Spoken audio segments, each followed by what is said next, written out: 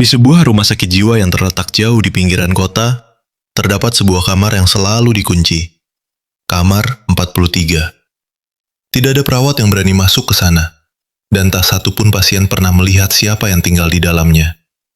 Desas-desus mengatakan, kamar itu dihuni oleh seseorang yang dulunya adalah dokter di rumah sakit itu sendiri.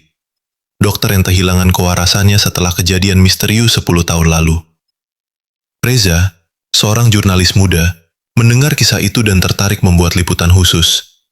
Ia menyamar menjadi pasien, berharap bisa menyusup dan menguak misteri kamar terlarang tersebut. Hari-harinya dihabiskan berpura-pura mengalami gangguan kejiwaan.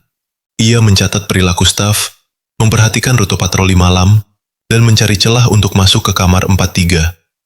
Ia bahkan berteman dengan pasien lain, termasuk seorang lelaki tua bernama Padarsa, yang mengaku pernah melihat penghuni. Kamar itu berbicara sendiri di tengah malam, tertawa keras seperti sedang menyambut tamu yang tak terlihat. Malam itu, Reza menyelinap keluar dari kamarnya. Dengan hati-hati, ia berjalan melewati lorong gelap dan sunyi, lalu berhenti di depan pintu kamar 43.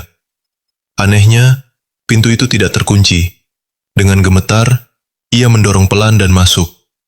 Ruangan itu kosong. Hanya ada tempat tidur, meja, cermin besar di dinding, dan kumpulan tulisan di dinding yang dibuat dengan darah. Reza mendekat untuk membaca. Tulisan itu menyebutkan namanya berulang kali. Reza, Reza, Reza telah kembali. Ia tertegun. Jantungnya berdetak cepat. Bagaimana mungkin namanya ada di sini? Kemudian ia melihat cermin, dan tubuhnya membeku.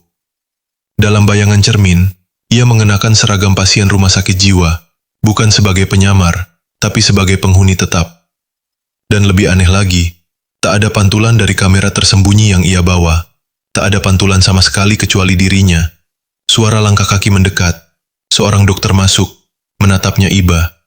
Reza, kau masuk lagi ke kamar kosong ini? Dokter itu menepuk pundaknya dengan lembut. Kau sudah 10 tahun di sini. Kami sudah larang kau menyakiti dirimu lagi. Reza menatap dokter itu, bingung.